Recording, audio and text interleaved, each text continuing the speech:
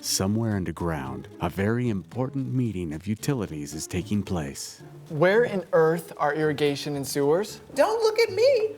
I called both Purple and Green, and I sent them reminder emails yesterday. They should be here. Oh, you know those fluid types, always flowing wherever the moment takes them. So unpredictable. Look, I know we don't mix well, but you don't need to be all noxious about it. What do you want me to do about it? I could send out a locator for you. They'd find them. Oh, great, enough. This is nothing to joke about. Bad things happen when utilities aren't accounted for. I mean, every 3 minutes somewhere we get hit or damaged because people don't know where we are. That's unacceptable. Well, that's why we're here today, isn't it? To reinforce solutions that don't end in explosions or other accidents? Yes, thank you, Blue. Look, it is everyone's shared responsibility to protect all underground utilities. That means excavators, facility operators, locators, and we need to do what we can to shine some light on the 5 steps to safer digging and the importance of calling 811 before any digging project. I mean, I don't need to tell you how important we are. And why not? We all love to hear it. Well, we all know how much folks hate it when their TVs, telephones, and internet aren't working. Communication is very important to people. But even worse than losing cable, what happens when a neighborhood's 911 service is knocked out just when they need it? Now that's serious. And Blue, you represent all potable water, a service that people certainly don't want to live without, from clean drinking water to bathing to cooking or watering a garden. You lose water, you lose a lot. Not to mention, you make quite a nice mess when you get damaged. Loss of water pressure, flooding. Flooding may be bad, but it's nothing compared to what happens when you rupture. Petroleum, oil, natural gas, so don't get me started. Yeah, but when he's working properly, his over 2 million miles of natural gas and liquid petroleum products warm people's homes, fuel people's vehicles. That's why it's so important to communicate to homeowners, farmers, contractors, facility operators, anybody who might excavate. People don't realize how serious this is. I mean, it gets crowded down here. Anybody with a digging project, large or small, should always remember to call 811 before digging. All right, let's commence this meeting by reciting the essential 5 steps to safer digging. Number 1, always call 811 before digging. Number 2, wait the appropriate amount of time before starting to dig, generally 2 to 3 days, so make it part of your process. Number 3, locate accurately. And number 4, respect the marks. and finally number 5, Dig carefully. I've actually been working on an instructional video in hopes that it will help illuminate the importance at hand. Oh, come on, Red. Seriously? No one pays attention to those. They're boring. Shut it, Yellow. I have been working really hard on this. I'll play it for you and you'll see. But first, Orange, put your phone down, will you? Red's 5 steps to safer digging. Hi, I'm Red, your friendly neighborhood electric power lines, and I'm here to talk about safe digging. There are a lot of important and dangerous buried utilities down here, and you don't want to find out where we live by accident. Digging safely around our underground infrastructure is a shared responsibility. It can impact important services as well as public safety. Facility operators, locators, and excavators are all in this together and have a role to play in the prevention of damage or a serious accident. If any of these stakeholders fail to meet these responsibilities, the damage prevention process will be compromised. Even if you've excavated on a site previously, never make the mistake in thinking you remember where the lines are buried. Old marks from a previous job and photographs of the location when it was last marked, don't cut it. Pre-mark your intended dig site in white. Usually flags or water-soluble spray paint is best. The solution is simple. 2 to 3 days before you plan to dig, make a free call to 811 to ensure that facility operators accurately locate and mark their facilities. That's the first step to safer digging. Always call 811. Here's how it works. 811 is our national one-call number, connecting you with your local one-call center no matter where you are located in the country. The one-call center is your conduit to communication with all registered facility operators in the area. In some complex digging situations, a call center can even arrange an in-person meeting between the excavator and the facility operator to discuss the underground infrastructure. At the call center, helpful operators will ask you for relevant information about your digging project. Thank you for calling 811. This call is being recorded. My name is Mary. At a minimum, be prepared with the following information: the exact location of your dig site, the type of work you'll be doing, and your start date. Address or street you are working on. Main Street between 1st and 3rd, we're on the north side of the property, and I will pre-mark in white where I'm going to be digging. Be as clear as possible in your answers and always confirm the information. And when are you planning on starting the work there? We're digging next Thursday. Okay, so the area should be marked by Tuesday. Let me verify your information, and then please be ready to take down your ticket number. The call center will issue a dig ticket detailing which companies will be notified to mark the approximate location of their facilities. That is correct. All right. I've already listed the facility operators that will be notified. Now, do you have any questions? Nope, I'm set.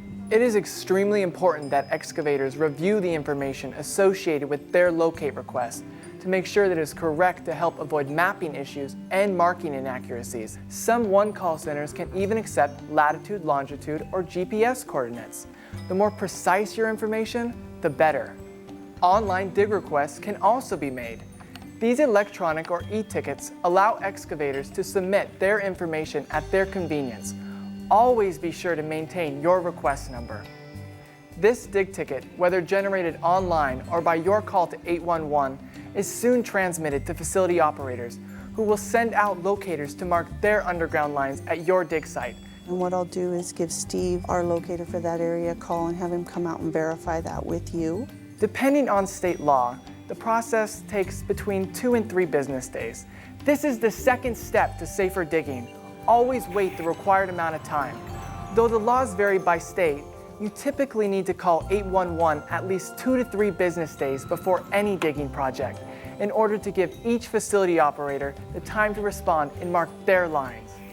It is the facility operator and locator's responsibility to respond to locate requests as prescribed by law and in a timely manner.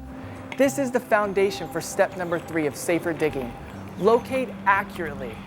Facility operators should keep accurate records of underground facility locations, be members of their local one-call center, and accurately locate and mark underground facilities at excavation sites. When a locator responds to your job site, they'll be looking for your proposed excavation site, which should be marked in white as well as being detailed in your dig ticket description. Locators use a variety of markings to communicate what lives underground at your dig site.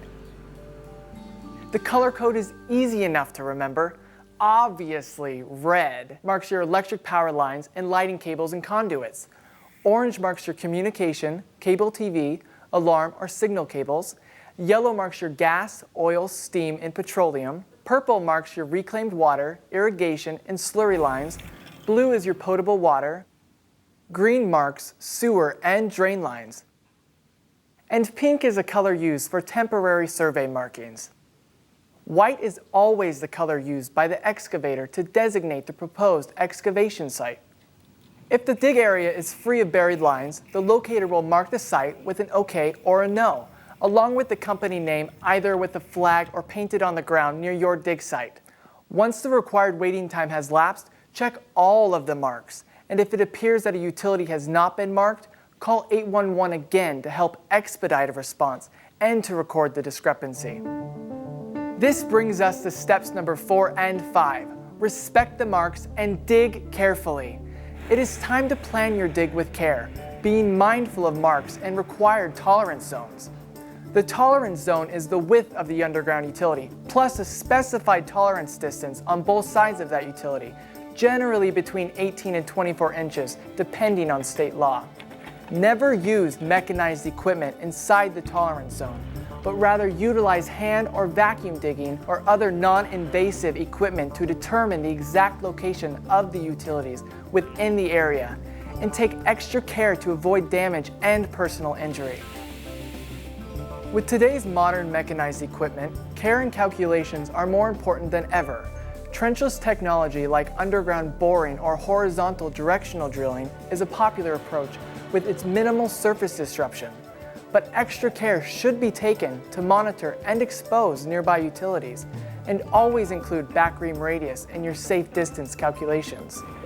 Backhoe excavations are notorious for causing damage, with over 1 in 4 utility damaging incidents involving a track hoe or backhoe. Potholing is an important method for identifying the horizontal and vertical location of buried facilities and should be utilized when open-cut excavation is taking place within the tolerance zone or at intervals along the boring route for trenchless operations. In congested areas where several utilities are crisscrossing or in close proximity to each other, locating accurately becomes more difficult, and potholing is highly advised. No matter what equipment or expertise is being employed on a dig job, always remember step 5. Dig carefully. Different digging environments present their own challenges, and all stakeholders in the damage prevention process have to be highly adaptive and extra careful. From rural and agriculture projects to high-density urban work, underground utilities need to be marked and protected. But even when observing the 5 steps to safer digging, minor damage can occur. A slight nick with a shovel, a little cut when hand trenching, or maybe your excavation might expose an existing problem. Either way, report any damages immediately by calling 811 or the facility operator directly. Even a small nick without signs of leakage now can become a serious problem with time, corrosion, or if the underground root systems change. Report it now. If the damage causes an emergency, immediately call 911. Take reasonable steps to ensure public safety and notify the facility operator. Calling 811 before you dig is an essential first step to safer digging. So plan ahead. Make it a standard part of your process by waiting the required amount of time and having your dig site marked accurately for underground utilities, respecting those marks, and digging safely. You'll be doing your part to avoid interruptions to important services, as well as to maintain public safety. Thank you for watching Red's 5 Steps to Safer Digging. Remember, protecting buried utilities is a shared responsibility. To avoid injuries, damages, and costly repairs, always follow the 5 essential steps to safer digging. Visit www.call811.com for additional resources.